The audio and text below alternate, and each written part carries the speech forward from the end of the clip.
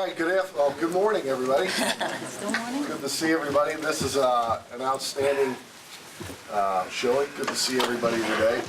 So I'm Don Hewitt with the Colerain Township Business Association, and this forum we've hosted many times throughout the years, and this is a great opportunity for the business community and citizens to meet the candidates and understand the issues that are going to be on the November ballot. The format for today's event is each candidate is going to have a 5-minute opportunity to speak. David Fogelsong, who's staying right here, is our timer. You have 5 minutes. The official 1 minute to go. That's art project. I like that. Good idea. In the back of a plate.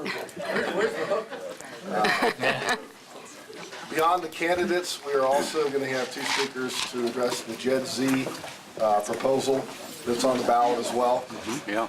After we complete the introductions here, we're going to have opportunities for questions, and there will be a 1-minute response time for those as well. Do we have another candidate? No? Yes, we do. Fred. No? Yeah. Is this Fred? Unless he can sit there at the very end. All right, Fred, if you come up, please. Save your spot here.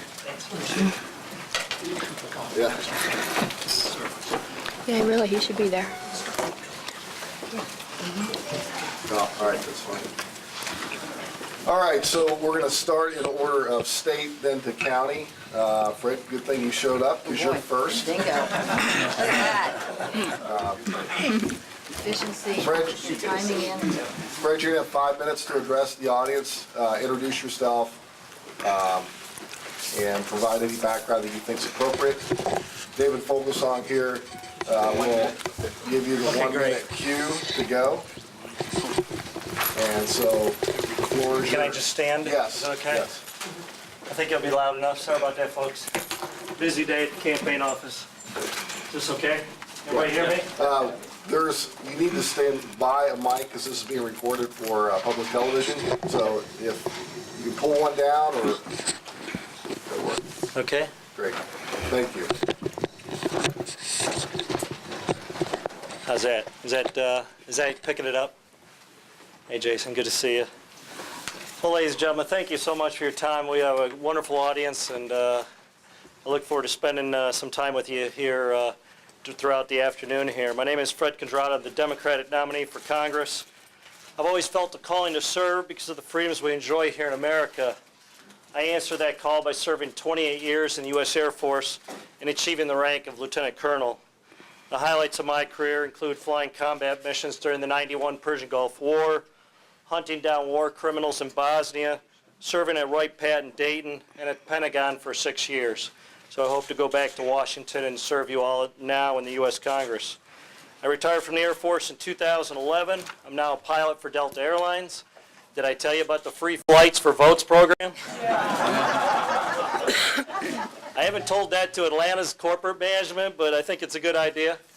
I'm also an attorney, so I know the law, and I'm a small business owner, so I appreciate fiscal constraints and all that goes along with that.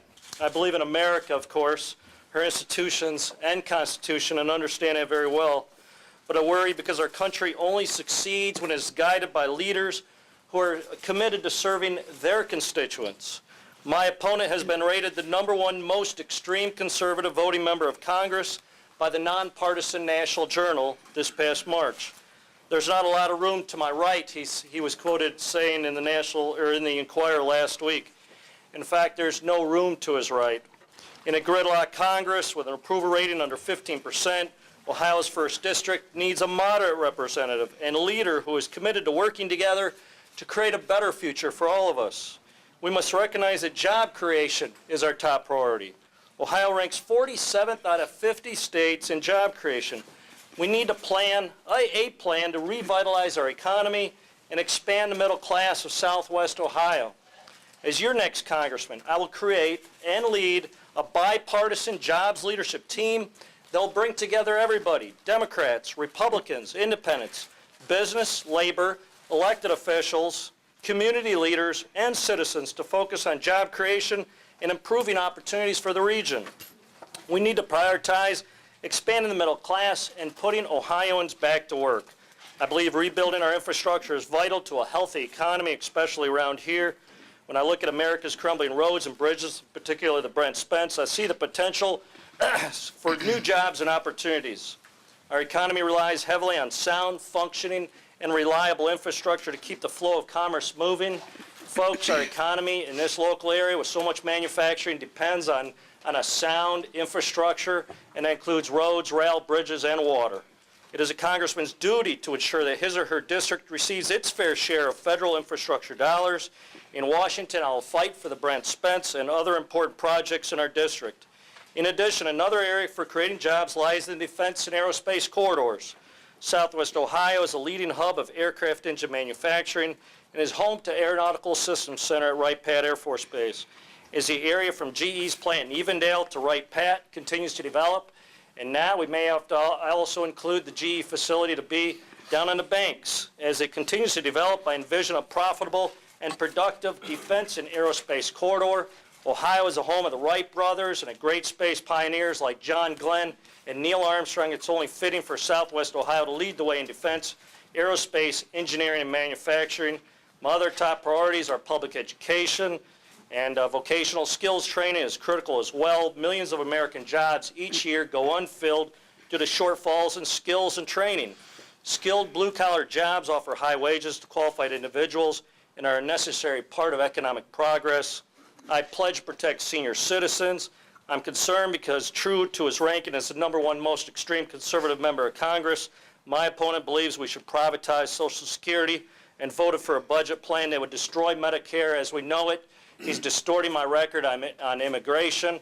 I support a plan that 14 Republican senators support, including so many of the Republican senators I could name them off.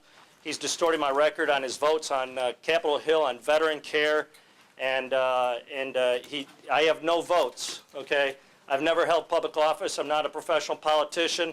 His votes are clear, very clear in black and white. All right, thank you. Thank you very much for your support. Thank you, folks.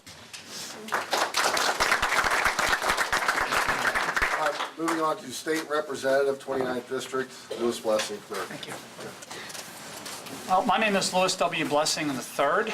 I am a Colerain Township resident, and I am the Republican candidate in the 29th District in the upcoming election. My message is actually very simple. There's only a few things we need to continue doing in order to keep Ohio moving forward. I would have to disagree with the candidate for congressman. We have actually been #7 in job creation in 2013 in the nation, and we were #1 in the Midwest. This is the Bureau of Labor Statistics' numbers, so check them out if you'd like. But anyway, continuing on that, we need to continue to reduce the income taxes. As of this past GA, we reduced income taxes by 10% across the board. We also reduced business taxes by 50% up to $250,000. And the result of this is that we've had an $800 million increase in revenue over this past fiscal year. So what we can do with that money is actually give a lot back to local governments, as of course they've been hurting. Not having been there the last GA, I wouldn't have gone with the route that they did, cutting the local government funding. If they're going to do something like that, it might have been better to phase it out. But with that revenue surplus, we can certainly use it for local governments. 2, we need to reduce spending. This is something that governments across the board have had a problem with. You can't really do the income tax cuts and whatnot without reducing the spending.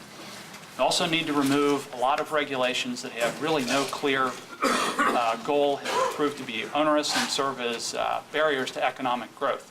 And lastly, we need to move as much government as possible to the local level. Government works the best when it works at the local level, and I think it's a model that we need to continue with instead of trying to move things up to the state. And as the House's most laconic member, that is all I have. Thank you.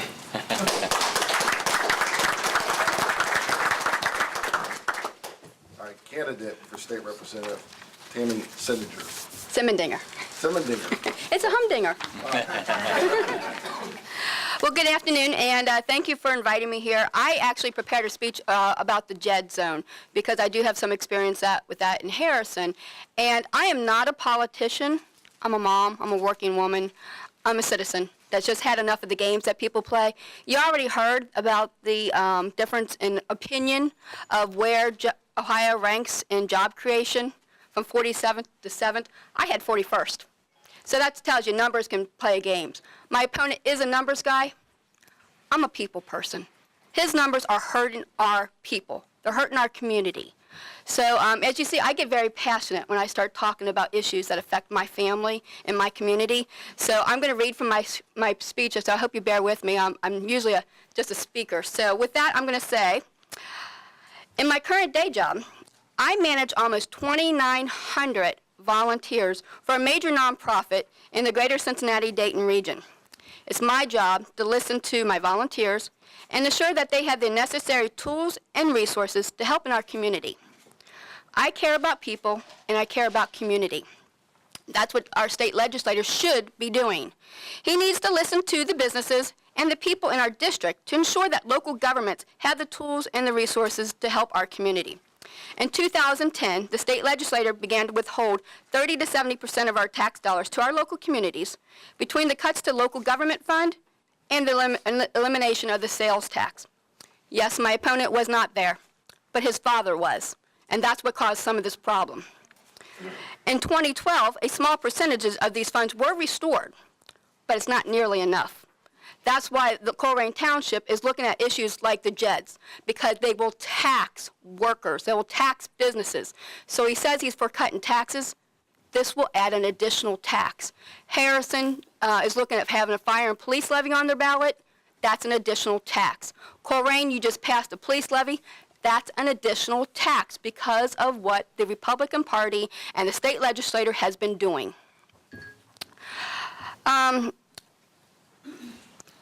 In Harrison, the JEDs was formed to create and attract businesses. It was in a field. The few businesses there are mostly manufacturing. They currently have spent thousands of dollars fighting a legal battle with a religious organization which Harrison says does not meet the JED standards. My concern with the proposed JEDs here in Colerain is that it mainly applies to retail workers who are already low-wage earners. This is a population that can least afford an additional tax. As businesses, I'm sure you're concerned about finding a qualified, educated workforce. If they're going to be taxed an additional 1%, what's the likelihood of them coming to work for you? Which does mean also we need to have an educated workforce. That is my number one concern about making sure that our schools are teaching our kids appropriately, because without that foundation, our kids don't have a future. Once they have a good educated workforce, then hopefully the businesses will come if you provide the qualified or the good environment. So I already told you, according to Innovation Ohio, Ohio not only ranks 41st among all the states of job creation, but has lagged the national average for 20 straight months. And unlike the rest of America, which has recovered all the jobs lost during the recession and then some, Ohio is still roughly 140,000 jobs short of where we were in 2007. We should be doing everything possible to lure businesses and jobs to our community. I just came from the Harrison Rotary meeting this morning, which I'm a member of, and I have the utmost respect for the local businesses that help our community. Small businesses are the backbone of our economy. I've just completed a year-long program with the Cincinnati Chamber of Commerce called We Lead, Women Excel in Leadership, and I'm able to work with many different people, many different faith-based groups, nonprofits, government entities in my day job, and have them work collaboratively to the best needs of our community. That's what a state rep should do. We should not look at party lines. We should look at who is the best candidate for our families and our community. Thank you. Thank you. Moving on to County Commissioner Sean Patrick Feeney. Fooled you. Thank you, Colerain Township, for inviting us candidates to speak today. My name is Sean Patrick Feeney, and I'm running for Hamlin County Commissioner. I live right down the road in the city of North College Hill, where I was formerly on the Board of Zoning Appeals and Secretary of the Mayor's Task Force on Land Reuse. I'm a lifelong Cincinnati Metro resident, growing up in Covington and graduating from Covington Independent Public School District, where my mother was heavily involved in the PTA. Growing up in Covington instilled in me the importance of giving back to our community. I left briefly to earn my degree in software engineering from Rose-Hulman Institute of Technology in Terre Haute, Indiana, the top undergraduate engineering college in America. Since graduating, I've worked in the field of technology consulting for Fortune 500 companies up and down the East Coast and across the Midwest. I spend my weekends finishing my MBA at Wright State's Mason campus. I believe that we all have a civic duty to get involved in local government, especially when we see that something's not right. Over the last 4 years, I've seen my property taxes go up. I've seen my water bill going up despite my usage going down. So I looked into it. Well, it turns out my opponent raised property taxes 2 years ago to cover the bad stadium deal. It turns out he sued the city of Cincinnati, delaying a federally mandated capital improvement project for the MSD. That raises taxpayer costs. It raises the cost of doing business in Hamilton County. You know, relationships matter. We need our government at all levels to work together towards the common good. But to build relationships, that requires face-to-face interaction. My opponent takes a full-time salary out of your tax money, but he also works full-time at GE, the same GE who just received the largest government handout in Ohio history to build a new taxpayer-funded office building downtown on the banks. When elected, I will build these relationships. I will be a full-time commissioner. Your issues matter, and I will be there for you to address them. Thank you, and please exercise your civic duty to get out to vote by November 4th for Sean Patrick Feeney for Hamilton Commissioner. Thanks. Thank you. Chris Monzel. Well, I just want to thank everyone for giving us the opportunity to speak to you today. My name's Chris Monzel. I'm currently the Hamilton County Commissioner. I'm president of the board and been there for the past 4 years. What we've been trying to do at Hamilton County is what you guys are doing when you're running your business or your families. Times have been tough. You got to make sure that you can be able to afford what you're doing with your business, keep the doors open. Well, that's the same thing with Hamilton County. We can't spend what we don't have. We have to live within our means. We don't have a limited amount of money, so we have to make sure we effectively use it as best we can. And to that end, we've been trying to run Hamilton County more efficiently, more effectively. One of the complaints we've received a lot is with businesses, as well as families who are trying to get their permits or plannings through our building department at the county, and how difficult and frustrating it is, how long it takes for someone to get something done. And so we've established a process. We brought in actually a person, we called him the red tape cutter. Can they go in and help facilitate getting things through quicker through the county system so that you can get your permits and plans approved? We've seen much improvement in that. In fact, we've opened up a satellite office here in Colerain Township to help folks to get out locally, so you don't have to come downtown to get your plans approved or your permits. You can actually get it out near where you're working. We're going to look at setting up another one on the other side of town in Anderson Township. So with those type of satellite offices, we're able to reach out to the citizens quicker and easier to get that quick turnaround. Because we can't just, we can't keep cutting ourselves out of this issue with our budget. We have to grow it. In order to grow it, we need to make sure that we're attractive to businesses and families who want to move into our region. And believe it or not, Hamilton County actually had a population increase last year. We had 2,000 more people moving into Hamilton County. We had the largest one than any county around us, larger than Claremont, larger than Butler, larger than Warren, larger than the counties in northern Kentucky. So we are doing things that are moving us in the right direction. But the second thing I want to talk about is I like to call it the $3.2 billion gorilla that's in our midst. And that's the Metropolitan Sewer District Upgrade Program. The Metropolitan Sewer District, and I didn't believe this when I became county commissioner, I'd be spending all my time talking about sewers. But that's just why it's so important. We have been in a consent decree with the Environmental Protection Agency since 2006 that we have to fix our sewers.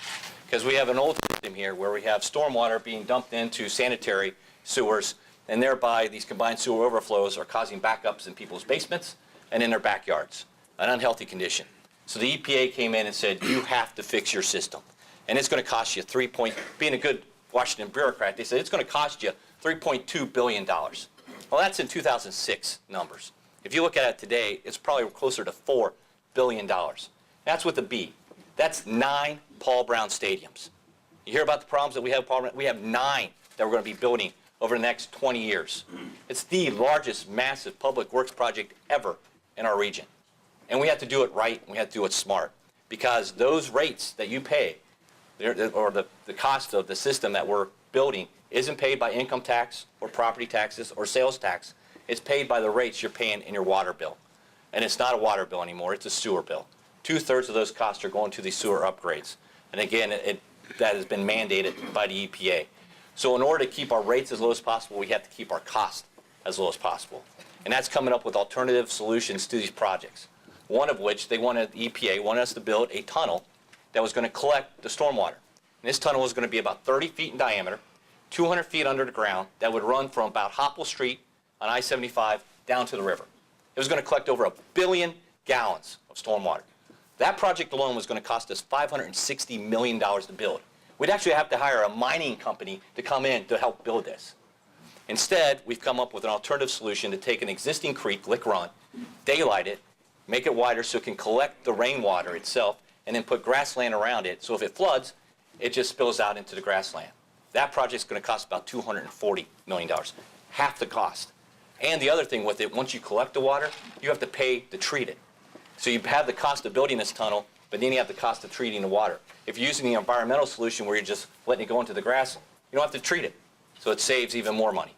It's those type of ideas that I want to continue to bring to the County Commission. That's why I need your support on November 4th to continue on and bringing smart solutions to how we run Hamilton County. Thank you very much for your time today. James Tarbell. Thank you. I'm Jim Tarbell, and I'm running as a write-in candidate for County Commission, which is unprecedented. And I'll help you out with understanding that in just a minute. When I was 11 years old, I grew up in Hyde Park in Cincinnati, and when I was 11, one of my neighbors had polio, had a severe case of polio, and I just took an interest in that. I liked Paul, and I was interested in his affliction. And that ended up in working with him to create a neighborhood, a backyard festival, complete with lemonade and a fish pond. Some of you may be old enough to remember how we raised money with fish ponds. And we did. We raised $11. And that got me going in the area of community service and promoting things. I was just struck by those opportunities, and I haven't looked back since. If I could give you so many pieces of information about my background, and I would just suggest that you go to Wikipedia or to Google, and you can learn a whole lot more, probably in a more quiet way than you would today. I'm a leader, and I'm a troubleshooter. And when I took over Arnold's in 1976, it was in default, and it is now doing over $1 million worth of business a year and employs 35 people. I no longer own it. I sold it because I was involved up to my neck in city council and affairs of state and public service, and that took precedence for me. But I also owned Grammars at the time, another icon that had been in default.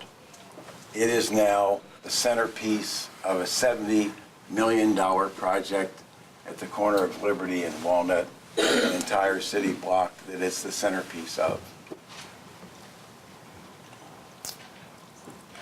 The write-in candidacy is because when the commissioners failed to respond to a call on the most noteworthy collection of civic and business leaders I can remember in this county, and they took until the last minute to come up with a half-baked solution to protecting icons that you and I have enjoyed since our childhood, I think, as I look around the room.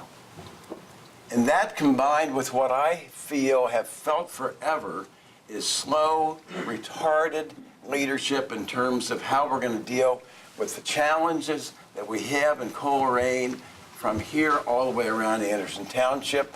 And I was on the County Planning Commission for 6 years, City Planning Commission for 7 years. I know of what I speak. I know what the challenges are. I know where the leadership has been missing. And I've been on the front lines. I want to be back on the front lines. I want to be in a position to address these challenges more forcefully. But when this most current one with the icon support system failed, to respond to this forum of civic and community and business leadership, that just did it for me. I had to get back into the throes of this campaign. The only thing that was left to do that was a write-in campaign. I wouldn't have done that by choice, obviously, but it doesn't make any difference. The difference is that when you go in, instead of just punching and checking, now you have to write in. That could be a blessing or a curse. It could be kind of fun. It puts the D back in democracy. And I think it's been a wonderful opportunity actually to talk about democracy, and one of the opportunities that we very seldom have. I've come back in for the right reason. We need leadership. I'm here to provide leadership. We need troubleshooting. I'm here to provide troubleshooting. Thank you so much. I can't believe a forum like this at this time of the day, you would give up your time to be here. I'm thrilled to be here with you. Thank you.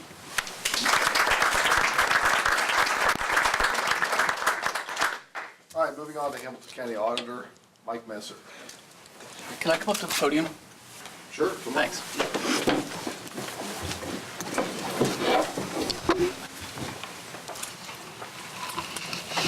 Wrote my notes down on an older seat here, found in my wallet. Good afternoon, Linda. Thanks for the call and invitation to come out here. Thanks to the Colerain Business Association for hosting this. It's a pleasure to be here with you today. Since I don't have a Wikipedia page yet, like Jim, I'm going to have to tell you guys a little bit about me. I'm a first-time candidate. I am the Republican candidate running for Hamilton County Auditor. I grew up in Mount Washington on the east side of town.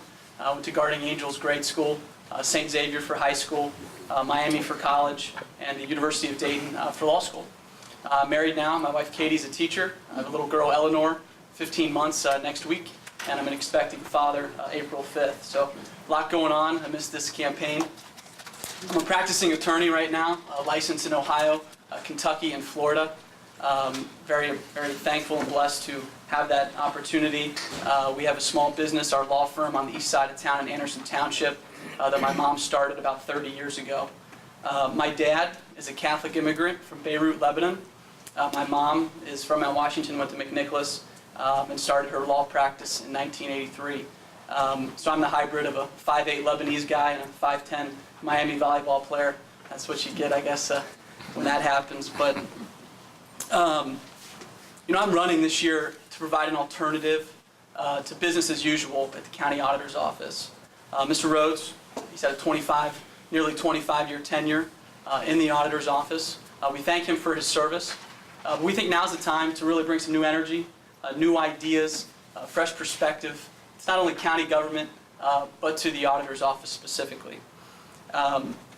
You know, one of the things that happens at the state level in the auditor's office with Dave Yost, who's our current state auditor, is whenever he uses outside counsel, outside auditors, to perform an audit on the state books, like Deloitte or Ernst & Young, you know, he has to switch auditors every 7 or 8 years. That's state law. That's Ohio Revised Code. So I think people understand the value of turnover, of bringing new eyes, new set of ideas, new energy to the office. And so that's kind of the purpose here. You know, our founders had the foresight many years ago to establish a system of checks and balances. And they understood that different branches of government have to hold each other accountable. And that's really why I'm running. Again, after a 25-year career with Auditor Rhodes, just now is the time to bring that new set of eyes, to really bring that accountability back to office and restore some of the ideas that Chris alluded to, some of the challenges we have ahead as a county. I had the opportunity early on in this campaign to tour some different auditors' offices around the state of Ohio. And that was a tremendous experience. We got to learn how other auditors are doing things. And auditors, you don't dream about becoming the auditor, but you do dream about making a difference. And I got to learn. I got some institutional knowledge from other auditors, what they're doing when it comes to technology, what they're doing when it comes to appraising our property values, what they're doing in terms of their culture in their office, what they're doing in terms of the homestead exemption and helping seniors, communicating with their constituents, and accountability and transparency. We launched a hotline in the middle of this campaign because over the course of this campaign, so many folks, just everyday people, were reaching out to me, emailing me, calling me, writing me emails, unsolicited, just saying, hey, what's going on at the auditor's office right now? I'm not getting my question answered. I'm having this problem. Can you help me? So we couldn't wait to win an election to start solving problems. That's the kind of culture we're going to bring to the county auditor's office. Problem solving, solution oriented. One last fact to end on that I learned as we were pursuing this office is Hamilton County is in the top 10% of highest property taxes in the country. We're 332nd out of almost 3,240 counties in the country. I'm not satisfied with our current appraisal process. That process is outsourced to a mass appraising firm, and I'm just not satisfied that that's the best way to do it. So we want to look, day one, at how our property values are assessed and appraised in this county. We want to see if there's a better way forward. We've run a really good campaign. I think we've got a lot of support. It's truly been an honor and a privilege to be the Republican candidate running in this county, being with people like Lou Blessing and Chris Monzel, learning from some of the best, their leadership qualities, how they handle themselves. They're truly class acts. So thank you for your support. Mike Mezer for County Auditor when you vote. Thank you.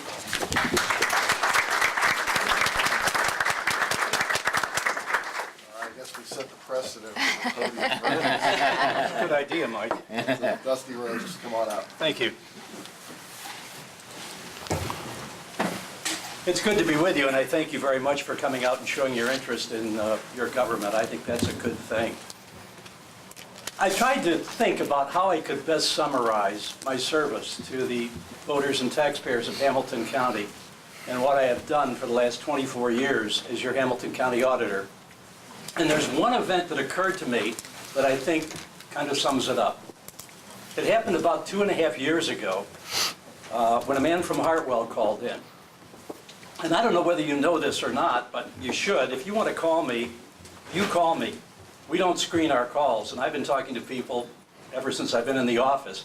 Probably it comes from my history as a township trustee where people could get to you wherever you were and let you know up close and personal what they liked and what they didn't like.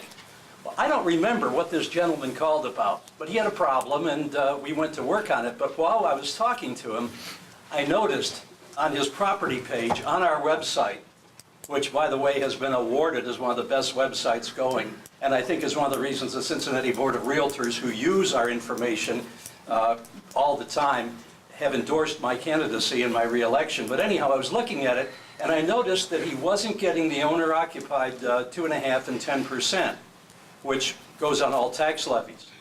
Well, excuse me, it does until now. The state legislature has taken that away, one of the many things they've taken away.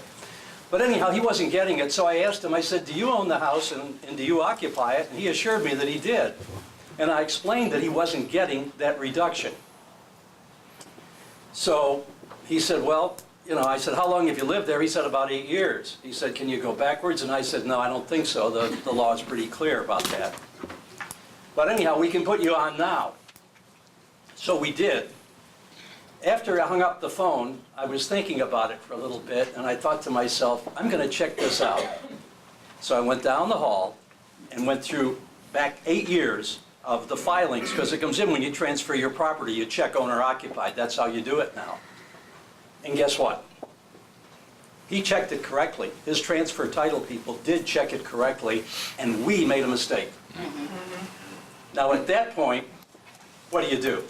Give it back. He wouldn't have known it if I hadn't said anything. Nobody would have known it. He would have gone on happy. I called the man back. I said, it's on us. And would you like us to take $480 off your next tax bill to make it up to you? And he agreed that that would be a pretty good idea. But the important thing is, I see myself as representing the people who come to me and who call me and work for me. We do not cover up mistakes in the office. We make them. I know a lot of politicians will talk to you and they'll tell you that they don't make mistakes. Hey, I'm human, I do. But by George, we fix them. And we fix them directly, and we don't cover up. And I'm down there representing each and every one of you. And if you send me back for 4 more years, I promise you that is going to continue to be my approach to serving you as Hamilton County Auditor. Thank you very much for your support.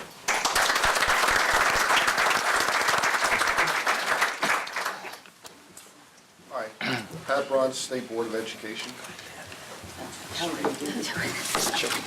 You got to do a little dance here.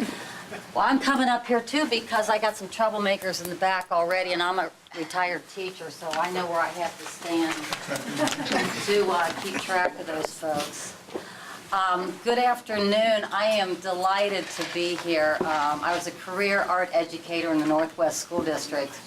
I started out with a tour of all the junior highs, so that kind of dates me right there, which is where I always tell people I got my delightful personality.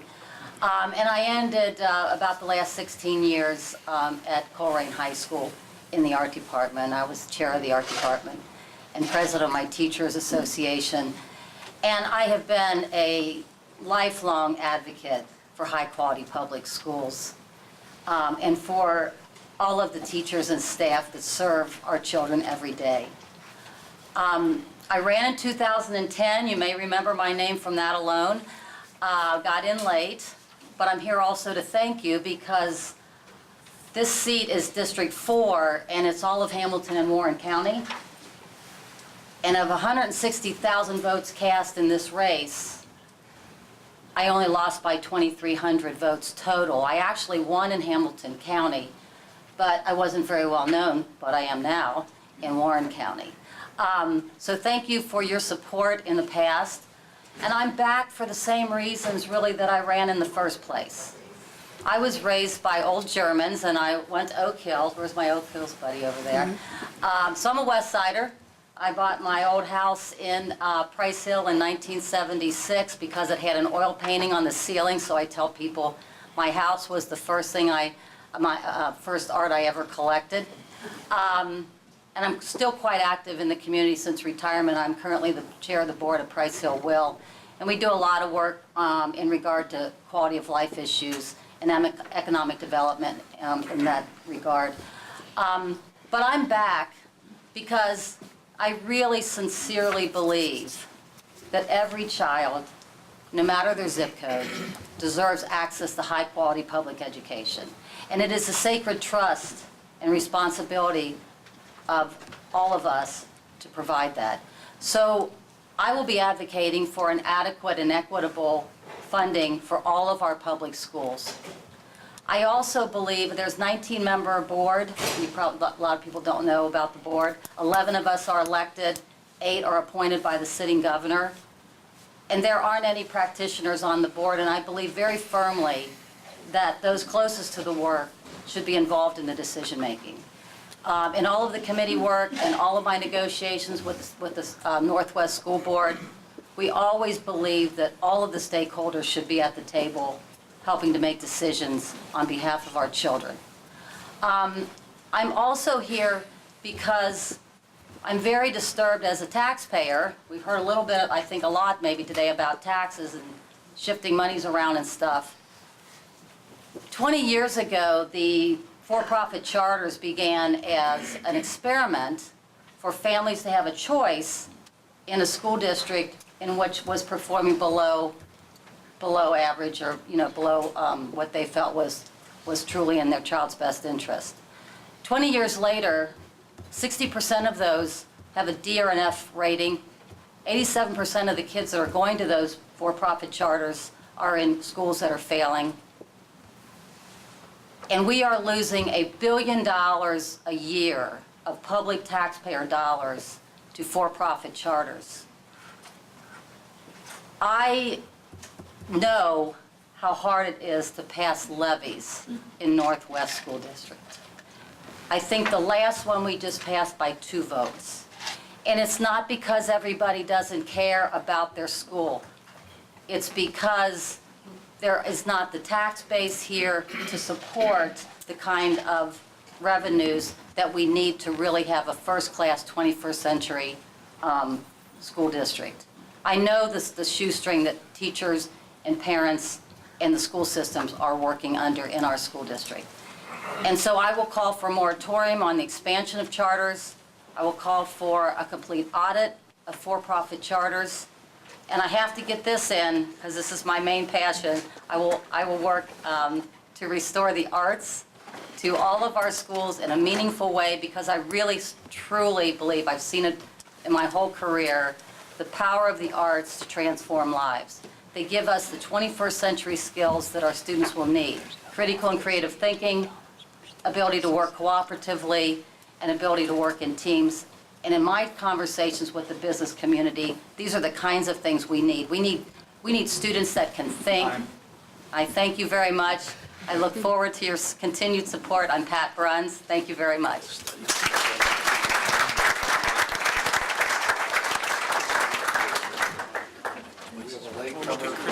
Fanon Rucker for Court of Appeals. They pay what they can afford. Hey, Rucker. Thank you so much. Good afternoon, everyone. My name is Fanon Rucker, and I am one of your Hamilton County Municipal Court judges. I've been on the bench now for 7 years. I am running for a seat on the Court of Appeals. First of all, let me tell you a bit about my background. I was born and raised in a little city outside of Chicago. I attended school in Virginia and came here for law school. After graduating from law school, I started my career as a prosecutor for the city of Cincinnati.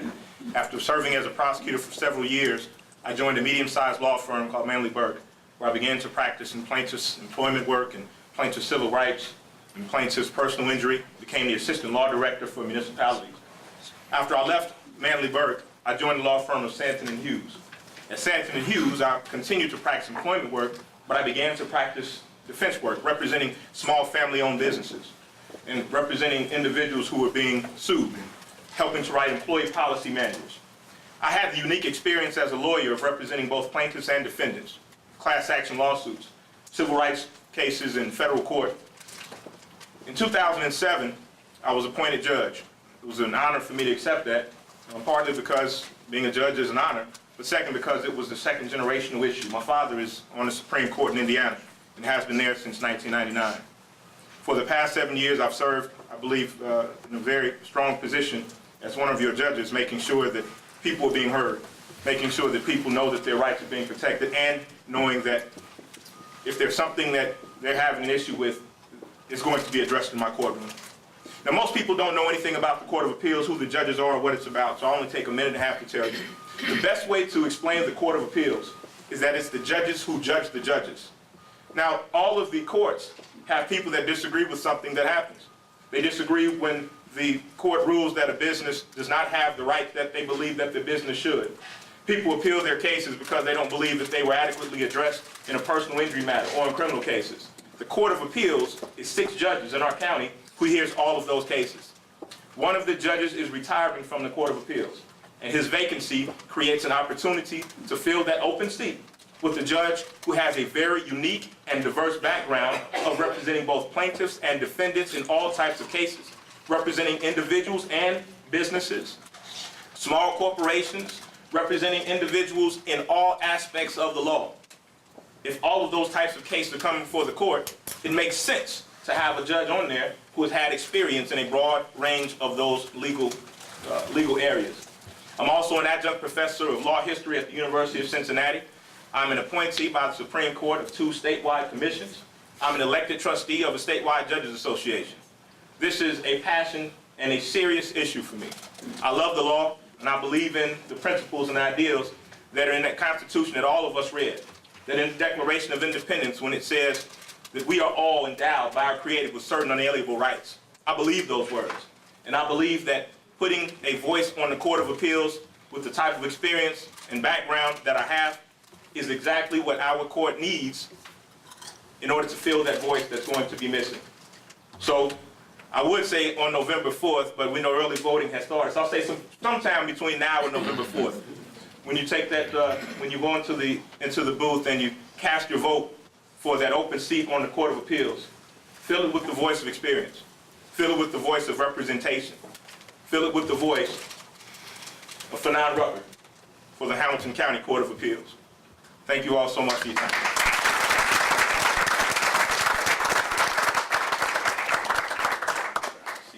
All right, while we have all the candidates up front here, we're going to allow a brief time of Q&A before we release them and switch to the Gen Z topic. Anybody has a question directed to the individual that you wanted answered, and then the other candidates for that same position will also have an opportunity to respond. If desired, you're limited to 1 minute. So, questions? Yes. My question is for you. You stated that you received complaint after complaint about Dusty Rhodes' office about not getting information or not getting a response. I have to take issue with that because I've had several problems with his office, questions, stuff I wanted resolved. And if they weren't available to talk to me right then, I got a call back before the day was over. And if they couldn't answer my question, they told me where to go. So I'm very happy with his office. Is there a question? Okay. I mean, it's a big county. I mean, there's over 800,000 people in this county. I guess my question would be, where did you get your when you said that you had a lot of phone calls, a lot of complaints about the way his office was run, not getting information, where did that come from? Well, we've run a really good campaign. Our name is out there, and people sought me out. We have a website. We're on Facebook. We're on Twitter. People know where my office is in Anderson Township. People have slid letters under my office door. They've emailed my campaign. They've written me on Facebook. They've called me. We launched the hotline. I get calls to this day on our hotline number. There's over 800,000 people in this county. It's great to hear you have had a good experience. Well, I don't always get the answer I want. I don't always get the answer I want, but I'm saying in dealing with his office, everybody is respectful, everybody's, very interested in helping and, And that's the way it should be. And under my administration, it will continue to be that way. Okay. Dustin. We'll give Dustin an opportunity to respond. I just want to say that we have been committed to open communication and being accessible to people since I took office. And I would suggest this one thing. Recently, a woman who had started out as a critic of what we were doing and how we were doing it wrote a column which is posted on the auditor's website. I think I owe you an apology, Dusty Rhodes. And she wrote about what had happened when she got in touch with us, and then she called our office the gold standard for transparency among all the offices in Hamilton County. I expect to continue to live up to that over the next 4 years. Thanks. All right, next question. I have a question for Pat. Where do you stand on the physically and mentally handicapped, since you don't seem to think the money should be allocated to private schools? Because the state does not do a good job with them. And I have no one in my family is that, but my daughter's a teacher. The question is about the disabled and children on IEPs, Right. basically. They do require a tremendous amount of the budget and resources in school districts. The public schools are committed to giving them the very best service that they can. In Northwest alone, we lost $3 million last year to for-profit charters. I'll bet that was $3 million that could have provided better services to our students in our public school system. I hear about this all the time. Speak to the parents of kids with mentally, physically. Yes, ma'am. The public school system is not doing what they're supposed to do for these kids. It is very complicated. My whole career as an art educator, students were included in my class. I've had a lot of experience and a lot of conversations with the special ed teachers, with the parents of those children, and it is complicated. And every child needs to be treated as an individual, which all of our children should be treated as individuals and not as test scores. So it is complicated. I'm sorry that I can't give you a more specific answer, but I do know that it is straining the whole system with the services that we are required to provide, and the kind of training, quite frankly, that our educators and staff need to have. You sound like a very unionized person that, let's get the teachers back because of the union. To me, that's what... I don't know that I just said that. I think they need to be trained more professionally to know the law. They don't want the money to go out to private schools. I'm not talking about private schools. Private schools and parochial schools, let me be very clear about that, are held to the same standards that the public schools are. I am talking specifically about for-profit charters that are exempted from over 200 state standards that public schools are held accountable to. There's no transparency for how they're using the money. They spend about 25% of their budget on administration, as opposed to public schools spend about 13%. You're getting a good bang for your buck with public schools, and with Northwest in particular, because I spent my whole career there. So I will defend not only public schools, but Northwest. And it's not about unionizing, and it's not about hiring teachers and paying teachers more. It's about having high-quality people that you want to keep and retain so that your child, all children, have high-quality opportunities. We're not going to continue to do that if we continue to take resources, needed resources away from. We need to build up our public schools and not continue to tear them down. And I stand by that. Thank you. All right. Thank you. Next question. I have two different people, but I want to go back to Pat. Educate me. What is it exactly the Board of Education does? Are they a budget finding committee that distributes money to the school districts, or do they set policy? Well, we do exactly what the local school board does. Okay, we hire the superintendent, we set the policies for the State State Department of Education, and we are also supposed to be presenting budgets, presenting policy ideas to legislators. So we need to work very closely with our colleagues in Columbus to come up with solutions that address the kinds of problems that you're talking about. I do know that, it's complicated. It's very complicated. But that is what the State Board does. Yes, sir. Questions for Colonel Kondrata? Yeah. You said you were going to put together a bipartisan committee to look into infrastructure, and my concern, I've heard this from every politician for the last 50 years. They're all going to put together a bipartisan committee for something. We generally never hear from that committee until they're out of office. Do you have in mind the exact people or organizations that you're going to bring together for that bipartisan committee, and have they committed? And can you tell us who they are? Well, I'm not going to name names, but I've talked to corporate CEOs. I've talked to community leaders, citizens, Democrats, Republicans, Independents. There's no, the reason that my opponent sits, as I call it, extreme, is because, as somebody would say, asked me last night, well, why do you use that word? Well, he stands on the far right. I would say that the person who stands on the far left of that National Journal rating is also extreme. So I stand right in the middle, and I bring people together. I've done it in the military. I've served in the military for 28 years. I flew in combat. I know what that's like. And I will bring people together on Capitol Hill. My parents are Republicans. My older sisters, two older sisters, and one has breast cancer, and I'm praying for her, as she's going to have surgery later this month. So God bless my sister. They're both Democrats. And so I'm really praying hard for my second oldest sister, Karen, and my younger brother and younger sister are Republicans. I sit right in the middle, folks. I'm about as bipartisan and moderate as you can ask for in a legislature, as a legislator. I plan to go to Capitol Hill to represent everybody. I think my opponent, Steve Chabot, represents a very far-right extremism that has created the gridlock in Washington. In 1982, we had 82% of legislators on Capitol Hill in the ideological center. Today, it's about 5 out of 535, folks.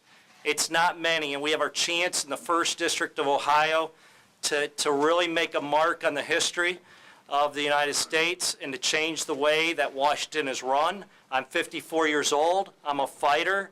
I've never served in public office, but I'm a successful guy in so many endeavors, and I plan to go to Capitol Hill, and I will leave the pilot job behind at Delta Airlines. I love that job, but the serving the people, and I mean all the people, is so important to me at this time that I could not avoid that call that strikes in my heart today, and that is to represent you, sir. If you're a Republican, I want to represent you.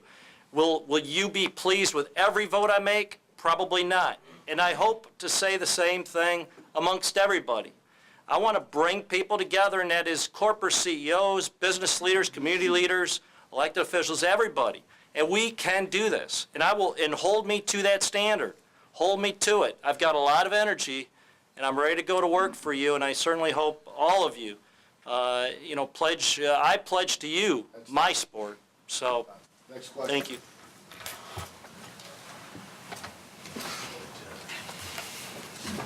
Other questions? No? All right, candidates, we greatly appreciate your involvement. We're going to bring up the two speakers for the Gen Z issue, Tom Hart and Frank Birkenhour. Right. Tom Hart and Frank Birkenhour are here to present positions on the Gen Z. These guys are long-time friends, and in the interest of not making one of them mad, we're going to choose who goes first by the flip of a coin.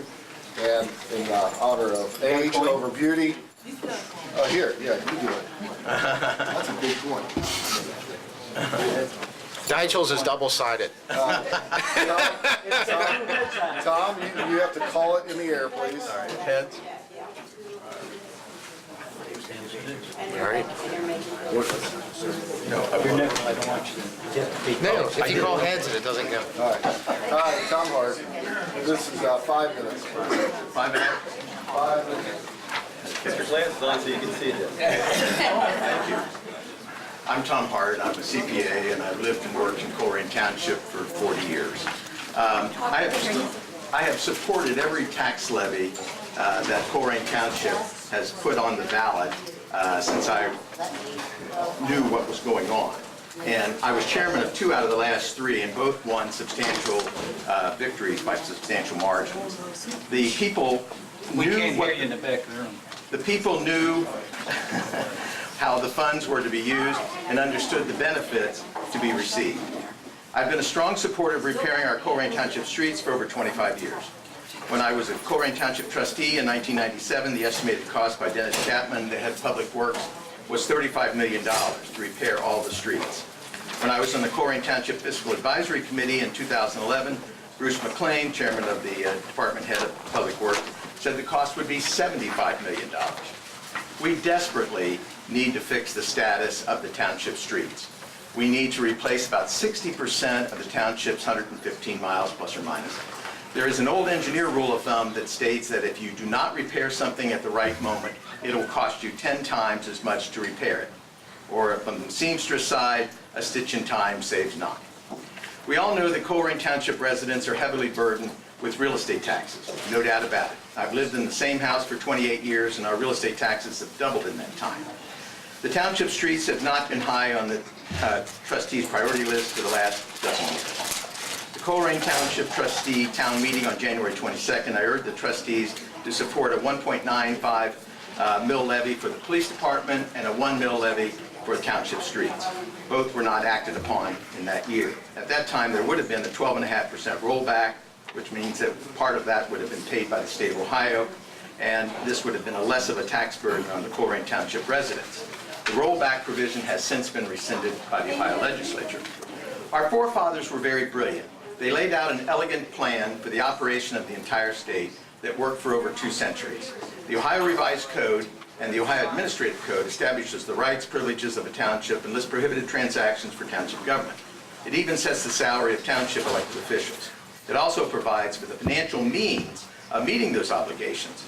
It would boast the government and the taxpayer efficient. It worked for over 200 years. The forefathers created 88 counties in the state of Ohio and then subdivided those into 1,100 plus townships. My personal belief is that the township form of government is the best form of government. It has a small footprint for an organization chart. It's efficient, to the point, with few government services. The 2 township street renewals levies in 1999 and 2009 were sabotaged by lies from a citizen with township connections that said the levy was good to put a 4-lane highway down East Miami River Road. The people came to vote, not for candidates, but to defeat the road levy. My personal feeling is government tax plans must be government efficient, it must be taxpayer efficient, you need to avoid government waste, and taxpayers need to be relevant to the taxes paid and be appreciative of the benefit, the taxes that they have paid. This JED-Z is neither government efficient nor taxpayer efficient.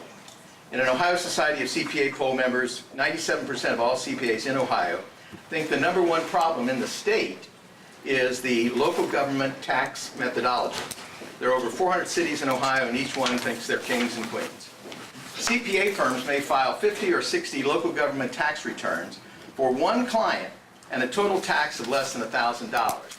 They have to pay more to their accountants to fill out these forms than the tax they pay. Both the Senate and the House of the Ohio State Legislature and both political parties overwhelmingly voted to end the JED-Z after December 31st, 2014. There's an old saying, desperate people do desperate things. All of the townships in the state of Ohio and all of the cities are even worse shape financially. Every political subdivision in Ohio is desperate to meet their financial obligations. The real problem is that 4 years ago, the state budget was unbalanced by $8 billion.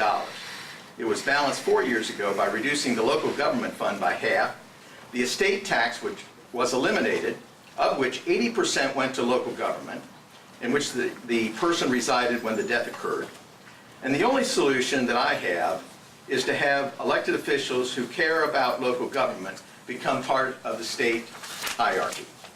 This JED-Z tax will only provide a pittance of the amount needed to repair our township street and includes many limiting provisions for its use. We will pay the city of Harrison 8.5%, or about $3.5 million over 40 years of the total amount collected. This JED... 40 years. Thank you.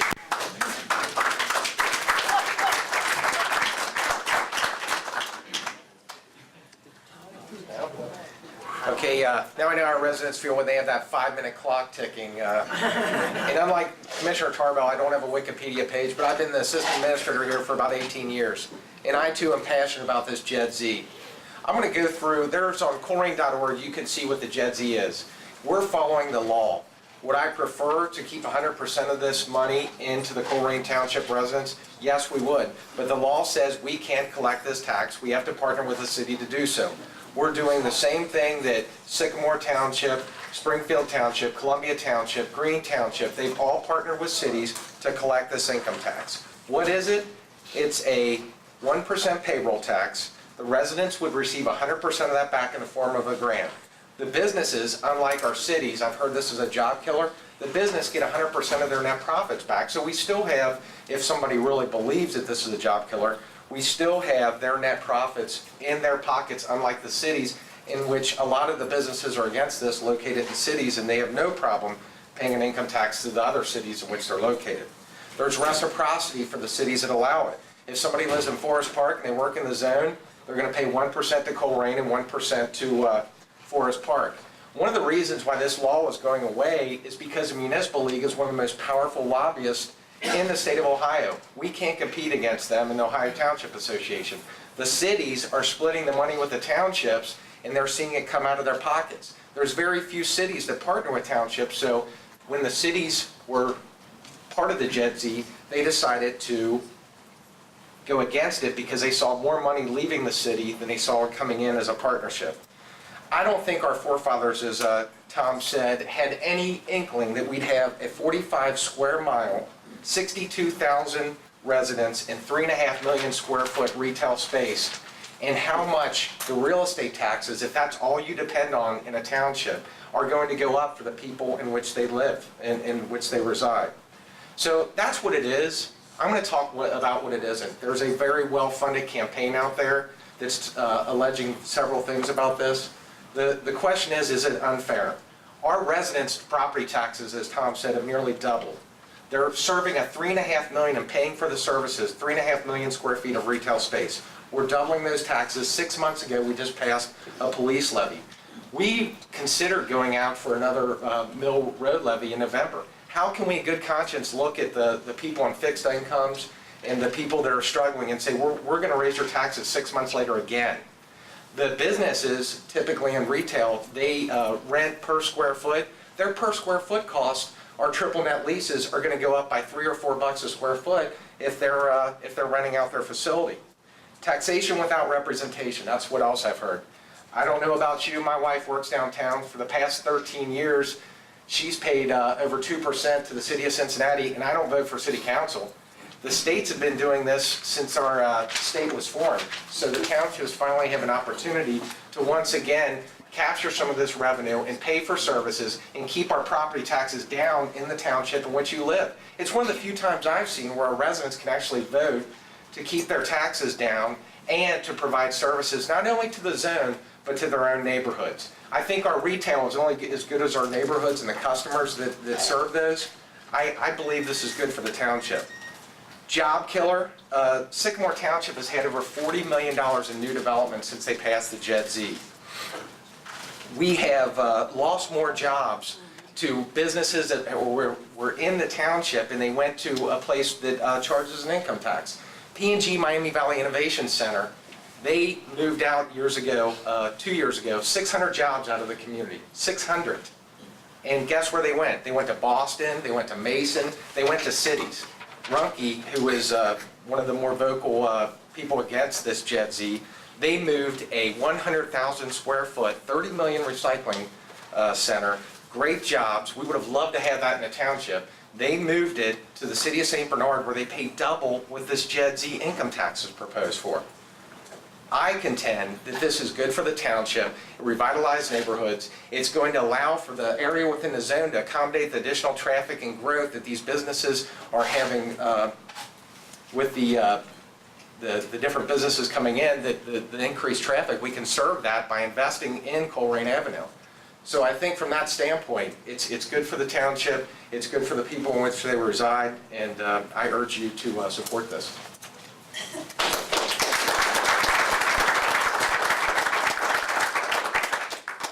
All right, same format. For those who have questions, you can direct it to either party, 1 minute response, and then the other party will also be given a 1 minute response time. First question is Lois. Frank, I have a question. I've listened to your example as to how this is going to work. And it's like putting a puzzle together. There's a missing piece. You get the money from Harrison because they've collected it. But if you live in community, you can file for a grant and get your money back. Businesses can file and get their money back. If everybody's getting their money back, where's the money coming from to build roads? Not everyone's, I don't know if this is on. Not everyone's getting their money back. The people that work in the zone that don't reside in the zone do not get their money back. That don't reside in the township. How many people is that really?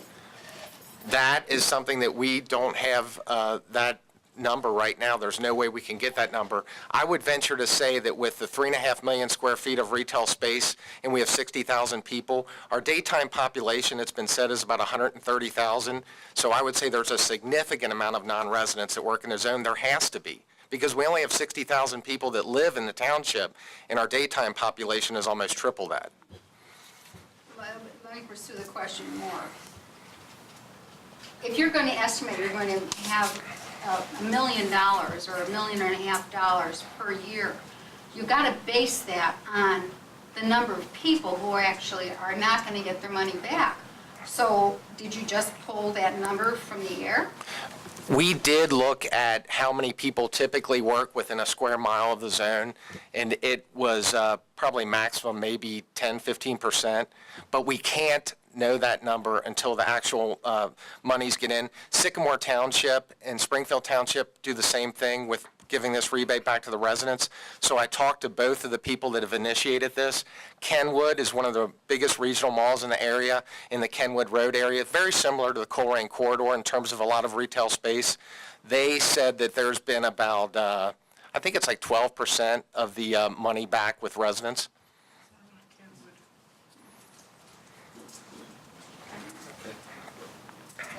Tom, you have a...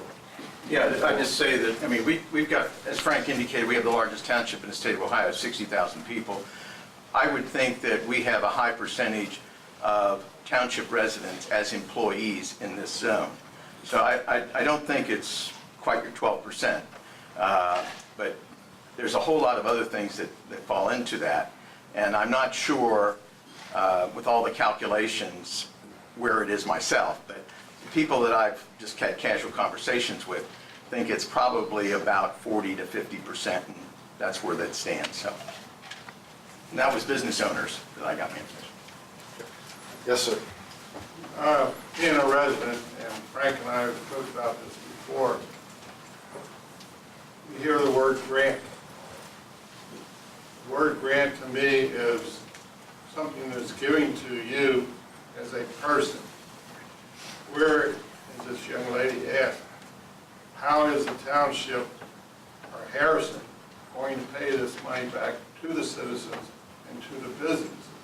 Is it a credit for next year, a year down and a year down? Is it financially going to be paid back? Where are we getting the money from? The document that you would fill out is on our website. It's a one-page document, very simple. You attach what you paid into it, and a check is written back through the Colerain Township Community Improvement Corporation. Along with that grant that you received, the business or the employee, I'm curious, when you get this grant check, will you be taxed as income for when you... There is a 1099, and depending on how you do your taxes, that is dependent upon how that'll be handled. No, I can answer that question. If you itemize your deductions, you'll take it as a deduction. If you don't itemize, you don't take a deduction. And then theoretically, if you get a 1099, you ignore it, or you shouldn't get a 1099. If you itemize, then you have to recover that amount on page 1. But in 1 year you deduct it, and 1 year you have to pay taxes on it. The same as city and state taxes? I'm sorry, I didn't hear The you. same as city and state taxes? Yes, yes. I'm glad we have an accountant in the room. Thank you. I have a question regarding, you say 100% of net profit back to the business. What if you have an investor that is residing out of state? Is he going to get his net profit back in the form of a grant? Is not Yes. a resident of the township? Yes, they would. You take like the entrepreneur that's with Northgate Mall, Yes, they would. they would. Okay, now how does he get it back if he's not living, but yet the worker lives in Kenwood, doesn't get it back? I mean, there's too many. The Financial Advisory Committee reviewed this, and many of the businesses that had input on it said that they would prefer to have the net profits back, so that, it's alleged that this is a job killer.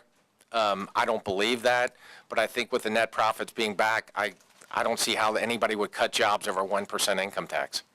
And what about the township employees? Are they exempt? That's a great question. There's been allegations that this was gerrymandered to keep the township out of it. When the zone was created, there has been so much investment in the area between Galbraith and Struble Road. That's where a lot of the new businesses are coming in. And it's going to be very expensive for us to serve those businesses as the EMS runs come in, chest pain, slip and falls, you name it, at the jobs in which these people work. So we looked at the busiest area of the zone, and that is where we drew the zone. The law itself, which is not the best law, I will admit that. We're following the law. The state legislature wrote that you have to have a city collect income tax. You can't do it yourself. They also said that you should have a contiguous commercial area that cannot have electors residing in it. This area where we're at now, they employ people with the schools. We can't go through Compton Road because we would be putting electors within the zone, and it's just not possible.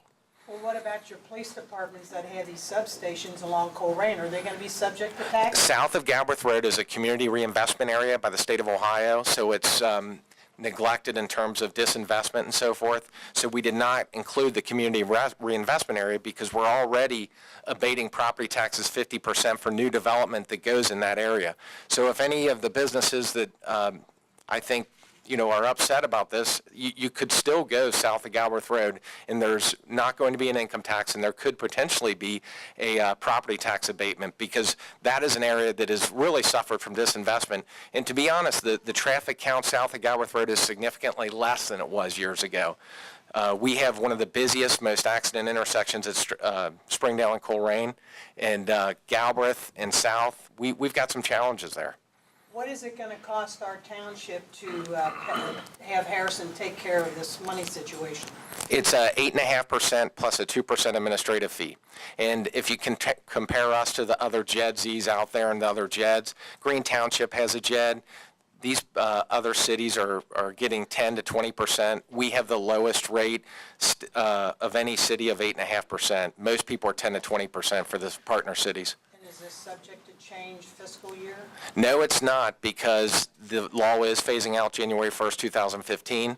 And with the law phasing out, if we change it, then it's null and void. So we can't go and up the income tax. I've heard that this is going to go up to 3%.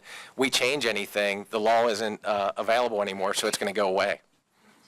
Yes? Can you spread down like the side point of view? No, as I stated previously, the law was passed. We can't change it further because it goes out January 1st, 2015, so we can't expand the zone, lessen the zone, that type of thing. One thing you have to remember is that between the Butler County line and Galbraith Road,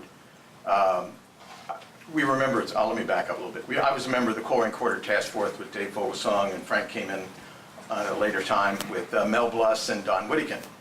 And our objective was to, Colerain and Springdale was the largest accident site in the state of Ohio, one of the largest. And what we wanted was to fix it. And they said, you can't fix it by itself, you have to do an entire quarter study. Well, we raised $120,000 worth of private money to get theoretical drawings of what would happen or what could fix it.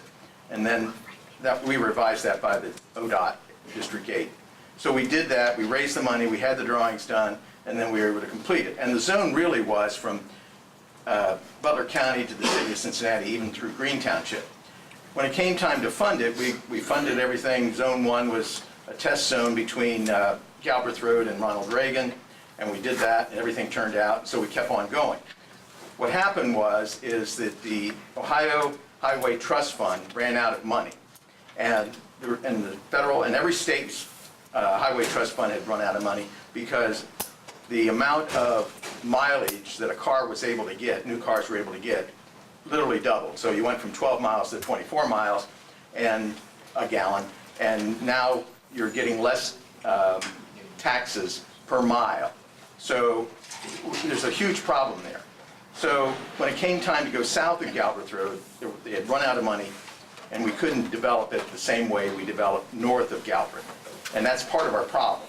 But if you look at any road improvements on Colerain Avenue south of Galbraith, I think up by Lapland where the bridge was put in by the old, it was a Burger King, and now I think it's an auto parts center. You'll see that that was widened, the sidewalks, curbs, gutters, storm sewers. All of that is done according to it. Same way at Banning and Colerain. When that intersection was redone, that was put to the same standards as the Colerain Quarter Task Force. Now, I don't know, there might be others down there, I can't remember right off the tip of my head. But those kind of things, we could still go after grants to do a smaller site, let's say between Galbraith Road and Banning. And we may or may not get that, but we could try. And nothing ventured, nothing gained. So part of that is a huge problem. I bet there was probably $25 to $30 million invested in that area, somewhere between. Probably closer to 20, but yes, every bit of that. And that's what this JEDZ, we could finally get some money to match some of these grants. If you look at North Bend Road in Green Township, how they're redoing that interchange, that is JED money that they're getting from the hospital to redo North Bend Road and the interchange there. Right now, we don't have any matching funds. With the new cinema, I bet we'll have another 500,000 visitors on Colerain Avenue. How are we going to accommodate that increased traffic? I'm afraid to think of how people are going to pull into Stone Creek when that backs up during the holidays. If we have matching funds through the JED-Z to get some of these high priority projects within the zone and allow traffic to move freely, I think it would be great for the township and our residents. Does the ballot verbiage say what the money will be used for? No. No, because we just got our absentee ballot, doesn't it? Right. But if you, I talked about the enabling legislation. Since the law is going away January 1st, 2015, there's an economic development plan that states what it's going to be used for that can't be changed. So it says infrastructure, and the state law says 50% within the zone and 50% within the neighborhoods. And that is adopted by the trustees. So it has to go for that. Yes, yes it does. Because I spent a good deal of time yesterday talking to the representative that actually proposed the bill to end the JEDs. And that's what they were telling me. They sent me to their taxation department, and they said, if the bill states that it's going to be used for a specific thing, that it has to be used for that. They can't come back and say, well, we don't need to do road money now, so we're going to spend it on the police department. They can't do that. And there's been some abuses in the JED-Z process. There certainly has. And this JED-Z that we did is within the letter of the law. It's the intent of the law. We've narrowly focused our money that we're going to use on this for infrastructure. So in my opinion, this is one of the most consistent with the philosophical and the means of the law that I've seen. I looked into it yesterday all day. That's what I found out. I hear a lot about you talking about we're going to do this corridor, and Colerain's going to be wonderful, and it's going to have this nice place to get in and out, and Christmas is going to be wonderful. And I hear nothing about repairing the infrastructure of the side roads that really need repair. That's exactly what we talked about, the neighborhoods, 50% within the zone, 50% within the neighborhoods. Colerain's a state road.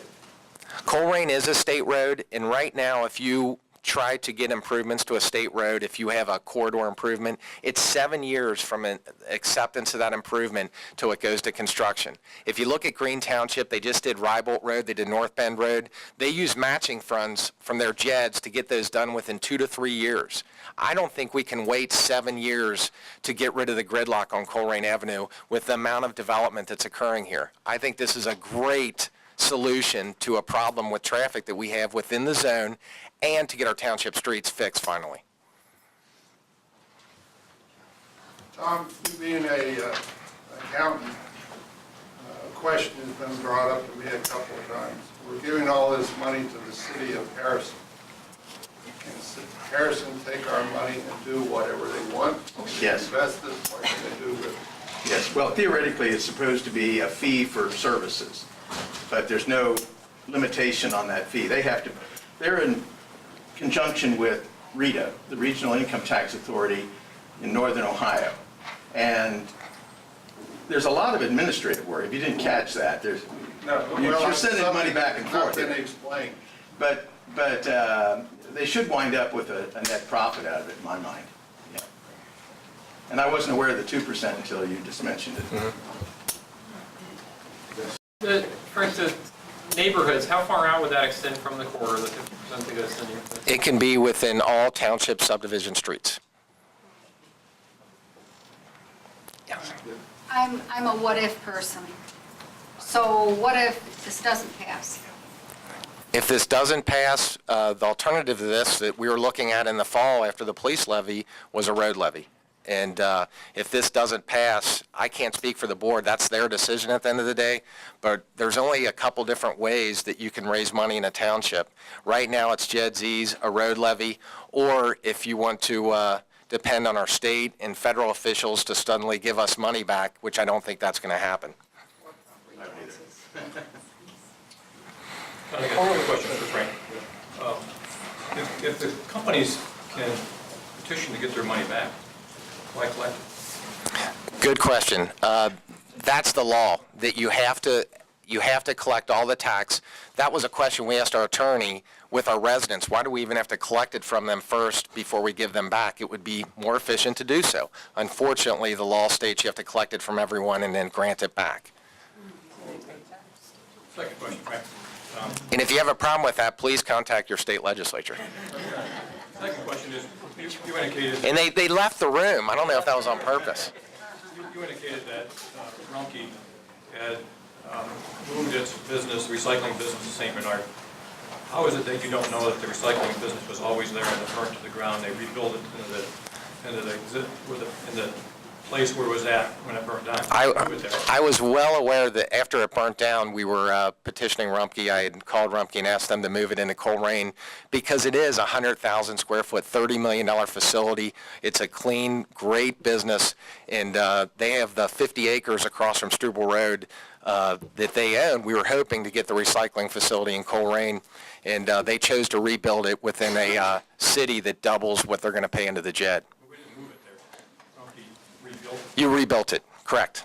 I'm sorry if I said you moved it there, so. And our township fathers won't let Rumpke expand, so how can they put that kind of facility out there? The recycling facility does not have the smell and the negative effects that the landfill has. I'm being honest. You work down in that area? Yes. You have? Worked at the Rumpke? No, I've never worked there. You work down in St. Bernard, down by close to... I've never worked there. Oh, I have. Does it smells significantly too? Sure. Okay. Other questions? Sir? Yeah, I have a question about the grant. What's the guarantee that the grant is going to be returned to the residents for the life of the JED-Z?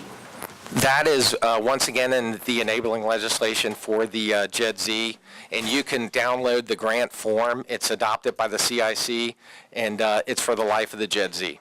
And that was also adopted by the Colerain Township Community Improvement Corporation in the enabling legislation that says this will be a refund for the life of the JED-Z. That's a great question because we made sure that after this passed that immediately the Community Improvement Corporation met and assured that this would be given back to the businesses and the residents for the life of this.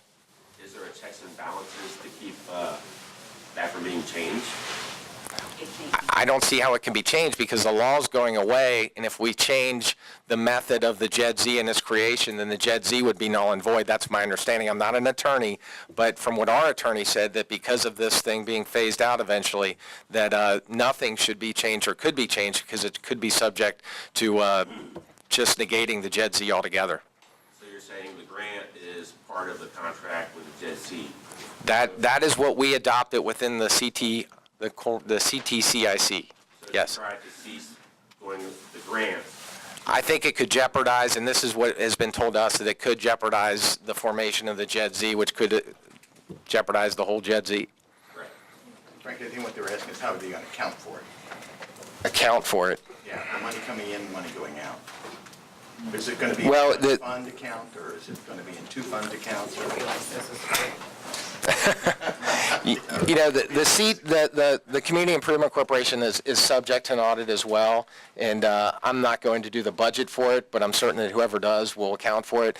This has been done in Sycamore Township, Springfield Township, Columbia Township, Green Township, and all of them have partnered with cities, and it's been good for their community, and they've come out very well because of it, and they've actually grown their job base after passing the JED-Z, and I don't think anybody has kept the money from the residents, and they've given it back, and it's worked in other areas, and I think it'll work here as well.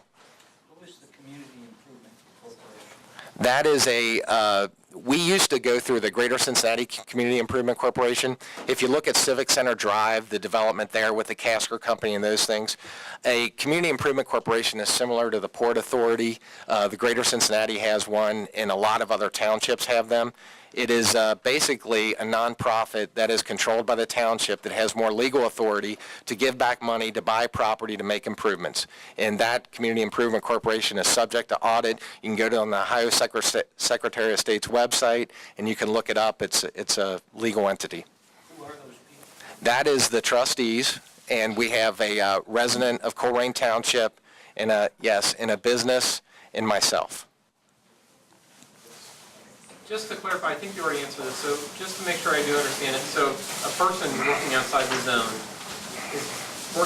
but living outside the zone may not get a grant back for their amount they paid in, but an owner of a business is eligible to get the profits back, And was that decision made just to make sure that it didn't alienate businesses who might be thinking of investing in the community, or what's the rationale for that difference? I believe that, you've seen some of the propaganda that says this is a job killer, and a lot of the cities take net profits so that we don't take away any jobs. I don't know how you could say it's a job killer if we're giving back the net profits. I think that was the... Side of it? Right, so that we're not eliminating jobs and creating this income tax. Yeah, Frank, with the majority of the Colerain Township residents not working or being a part of the zone, how will this JEDZ impact the normal resident that's not in the JED? Their taxes won't go up. They will have a revenue stream in terms of a resident that will help fix our streets in that. Tom made a great point, and he is very familiar with the challenge we've had with our infrastructure, and he certainly has been an advocate over the years. And quite honestly, after our police levy only passed by 9 votes, to go back and put a road levy on and raise the residents' taxes, I don't think it would pass. And somehow we're in crisis mode with this the road situation, and I think this is our only situation that could possibly allow us to improve these roads. All I can say is you gotta live right on Colerain Avenue and you have to get out there. Of course I want it bigger. So I would tell It's a you, nightmare. from what I heard over the years, the last 4 or 5 years, when people complain about their township streets, I said to them, would you be willing to vote for a street levy? Heck yes, and I'll even help on the campaign. I think if you went through the neighborhoods, person by person, and asked them individually, there would be a greater, let's say, interest in seeing a Colerain Township street levy. And I know by law you have to call it a road levy. Roads are controlled by the Hamilton County engineer. Cheviot Road, Springdale Road, Compton Road, all are taken care of by the county engineer. Only the little streets are taken care of by the township. And we have about the same amount of miles between both the county and the township, 115 plus or minus. So in the end, I personally believe that we should have done a road levy, as I said in my little presentation back in January of 2013. A 1% levy would have passed and we could have went on. Secondly, if we get, and that would bring in a lot more money with virtually no expense. But the benefit of it would be is that we could go to the District 2 Integration Board and apply for grants and double or triple or quadruple the money that we get from that and be able to take care of many more neighborhoods. Now, you can do that with the JEDZ, but there's less money. And by Frank's calculations, or whoever made the calculations of $1 million a year that you're talking about raising, if you cut that in half between the JEDZ zone, where you have to invest half, and then you have half for township streets, you're talking, at best, $450,000, because we're taking out this 10.5% now. So from my point of view, I think the street levy would be much better. Now, I would even say go further than that, is that the money from the state, where we got all these grants, would be much better if we could do that.